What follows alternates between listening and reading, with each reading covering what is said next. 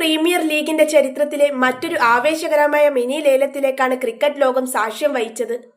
കോടികൾ മറിഞ്ഞ ലേലത്തിൽ ഫ്രാഞ്ചൈസികൾ താരങ്ങൾക്കായി മത്സരിച്ചപ്പോൾ പിറന്നത് പുതിയ റെക്കോർഡുകളാണ്.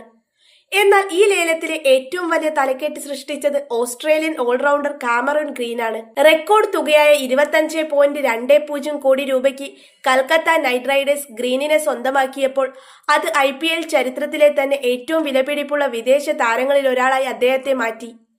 എന്നാൽ ഈ ആഘോഷങ്ങൾക്കിടയിൽ ഗ്രീനിനെ കാത്തിരിക്കുന്നത് ചെറിയൊരു നിരാശയാണ്. ലേലത്തുക 25 കോടി കവിഞ്ഞെങ്കിലും താരത്തിന്റെ ബാങ്ക് അക്കൗണ്ടിലേക്ക് ഈ മുഴുവൻ തുകയും എത്തില്ല.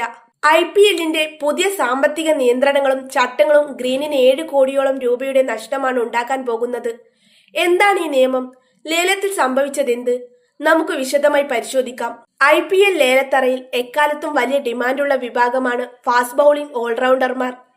കാമറൂൺ ഗ്രീനിനെ പോലെ ബാറ്റിംഗിലും ബൗളിംഗിലും ഒരേപോലെ മത്സരഫലം സ്വാധീനിക്കാൻ കെൽപ്പുള്ള ഒരു താരത്തിനായി ഫ്രാഞ്ചൈസികൾ പണം വാരിയെറിയുമെന്ന് നേരത്തെ തന്നെ ഉറപ്പായിരുന്നു. പ്രതീക്ഷിച്ചതുപോലെ തന്നെ സംഭവിച്ചു.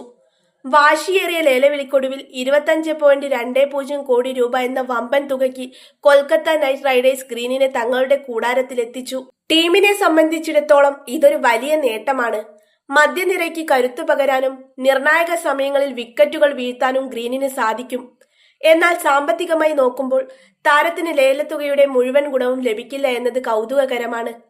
IPL മിനി ലേലത്തിൽ വിദേശ താരങ്ങളുടെ ശമ്പളം നിയന്ത്രിക്കുന്നതിനായി BCCI കൊണ്ടുവന്ന പുതിയ ചട്ടമാണ് ഗ്രീനിന് തിരിച്ചടിയായത്. ഈ നിയമപ്രകാരം ഒരു വിദേശ താരത്തെ ഫ്രാഞ്ചൈസികൾ എത്ര കോടി രൂപയ്ക്ക് ലേലത്തിൽ വിളിച്ചാലും താരത്തിന് ലഭിക്കാവുന്ന ശമ്പളത്തിന് ഒരു നിശ്ചിത പരിധിയുണ്ട്.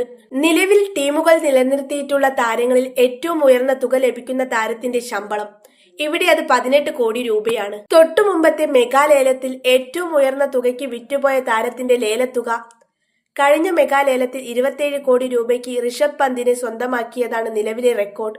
നിയമപ്രകാരം ഈ രണ്ട് തുകകളിൽ ഏതാണോ കുറവ് അതായിരിക്കും മിനി ലേലത്തിൽ ഒരു വിദേശ താരത്തിന് ലഭിക്കാവുന്ന പരമാവധി ശമ്പളം. ഇവിടെ ഏറ്റവും ഉയർന്ന റിട്ടൻഷൻ തുകയായ 18 കോടിയും കഴിഞ്ഞ മെഗാ ലേലത്തിലെ ഉയർന്ന തുകയായ 27 കോടിയും താരതമ്യം ചെയ്യുമ്പോൾ കുറഞ്ഞ തുക 18 കോടിയാണ്. അതിനാൽ മിനി ലേലത്തിൽ ഏതൊരു വിദേശ താരത്തെയും 18 കോടിക്ക് മുകളിൽ വിളിച്ചാലും അവർക്ക് കയ്യിൽ കിട്ടുന്ന തുക 18 കോടിയിൽ കൂടില്ല. ഈ കണക്ക് വെച്ച് കാമറൂൺ ഗ്രീനിന്റെ ശമ്പളം പരിശോധിക്കാം. ലേലത്തുക 25.20 കോടി രൂപ. താരത്തിന് ലഭിക്കുന്ന പരമാവധി തുക 18 കോടി രൂപ. താരത്തിന് നഷ്ടമാകുന്ന തുക 7.20 കോടി രൂപ. ഇവിടെ ശ്രദ്ധേയമായ മറ്റൊരു കാര്യം കൊൽക്കത്ത നൈറ്റ് റൈഡേഴ്സ് എന്ന ഫ്രാഞ്ചൈസിക്ക് ഇതിൽ ലാഭമൊന്നുമില്ല എന്നതാണ്. അവർ ലേലത്തിൽ വിളിച്ച 25.20 കോടി രൂപയും അവരുടെ പേഴ്സിൽ നിന്ന് ചിലവാകും. അതിൽ 18 കോടി രൂപ ഗ്രീനിന് ശമ്പളമായി നൽകും. ബാക്കി വരുന്ന 7.20 കോടി രൂപ ഫ്രാഞ്ചൈസി BCCIക്ക് കൈമാറണം. ഈ തുക BCCIയുടെ വെൽഫെയർ ഫണ്ടിലേക്കാണ് പോകുന്നത്. മുൻ താരങ്ങളുടെ ക്ഷേമത്തിനും ആഭ്യന്തര ക്രിക്കറ്റിന്റെ വളർച്ചയ്ക്കും വേണ്ടിയാണ് ഈ ഫണ്ട് ഉപയോഗിക്കുന്നത്. ചുരുക്കത്തിൽ ഗ്രീനിന്റെ അധ്വാനത്തിന്റെ ഒരു വിഹിതം ഇന്ത്യൻ ക്രിക്കറ്റിന്റെ നന്മയ്ക്കായി മാറ്റിവെക്കപ്പെടുന്നു. ഗ്രീനിന്റെ റെക്കോർഡ് ഡീൽ മാറ്റി നിർത്തിയാൽ തന്ത്രപരമായ നീക്കങ്ങളിലൂടെ കരുത്തുറ്റ താരങ്ങളെ സ്വന്തമാക്കുന്ന തിരക്കിലായിരുന്നു മറ്റ് ടീമുകൾ. ഡേവിഡ് മില്ലർ ഡൽഹിയിലേക്ക്. ദക്ഷിണാഫ്രിക്കൻ ഫിനിഷർ കില്ലർ മില്ലറെ വെറും 2 കോടി രൂപയ്ക്ക് ഡൽഹി ക്യാപിറ്റൽ സ്വന്തമാക്കിയത് ലേലത്തിലെ ഏറ്റവും മികച്ച ഡീലുകളിൽ ഒന്നായി വിലയിരുത്തപ്പെടുന്നു. മധ്യനിരയിൽ പരിചയസമ്പന്നനായ ഒരു ഇടങ്കയ്യൻ ബാറ്ററുടെ കുറവ് നികത്താൻ മില്ലർക്ക് സാധിക്കും.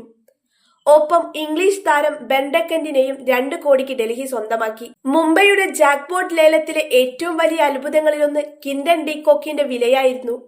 ലോകോത്തര ഓപ്പണറായ ഡീകോക്കിനെ വെറും 1 കോടി രൂപയ്ക്കാണ് മുംബൈ ഇന്ത്യൻസ് റാഞ്ചിയത്. രോഹിത് ശർമ്മയ്ക്കും റിക്കൾട്ടനൊപ്പം ഡീകോക്ക് കൂടി ചേരുന്നതോടെ മുംബൈയുടെ ടോപ്പ് ഓർഡർ വീണ്ടും പഴയ പ്രതാപത്തിലേക്ക് മടങ്ങും. ലക്നൌവിന്റെ സ്പിൻ കെണി. ശ്രീലങ്കൻ സ്പിൻ മാന്ത്രികൻ വനിന്ദു ഹസരംഗയെ 2 കോടി രൂപയ്ക്ക് ലക്നൌ സൂപ്പർ ജയന്റ് സ്വന്തമാക്കി. സ്പിന്നിനെ തുണയ്ക്കുന്ന ലക്നൌവിലെ പിച്ചിൽ ഹസരംഗ അപകടകാരിയാകും. RCBയുടെ പുതിയ താരം. കൊൽക്കത്തയുടെ മുൻ താരം വെങ്കിടേഷ് അയ്യരെ 7 കോടി രൂപയ്ക്കാണ് റോയൽ ചാലഞ്ചേഴ്സ് ബംഗളൂരു സ്വന്തമാക്കിയത്. ചിന്നസ്വാമി സ്റ്റേഡിയത്തിൽ അയ്യരുടെ ബാറ്റിംഗ് ശൈലി ഗുണം ചെയ്യുമെന്ന കണക്കുകൂട്ടലിലാണ് RCB. KKRലേക്ക് ഫിൻ അലൻ. വെടിക്കെട്ട് ഓപ്പണർ ഫിൻ അലനെ 2 കോടി രൂപയ്ക്ക് KKR സ്വന്തമാക്കി. പവർ പ്ലേ ഓവറുകളിൽ റൺസ് അടിച്ചു കൂട്ടാനുള്ള അലന്റെ കഴിവ് കൽക്കത്തയ്ക്ക് മുതൽക്കൂട്ടാകും.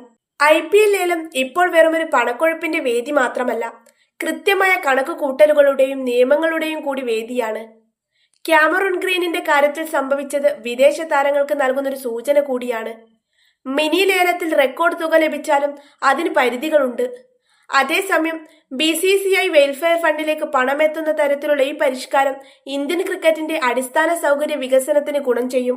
25 കോടിയുടെ തിളക്കത്തിൽ ഗ്രീൻ KKRൽ എത്തുമ്പോൾ കയ്യിൽ കിട്ടുന്ന 18 കോടിയേക്കാൾ ഉപരി മൈതാനത്ത് അദ്ദേഹം എന്ത് അത്ഭുതം കാണിക്കും എന്നതിലാകും ആരാധകരുടെ ശ്രദ്ധ. വരും സീസണിൽ കൊൽക്കത്തയുടെ ജേഴ്സിയിൽ ഗ്രീൻ പണം വസൂലാക്കുമോ എന്ന് കാത്തിരുന്ന് കാണാം.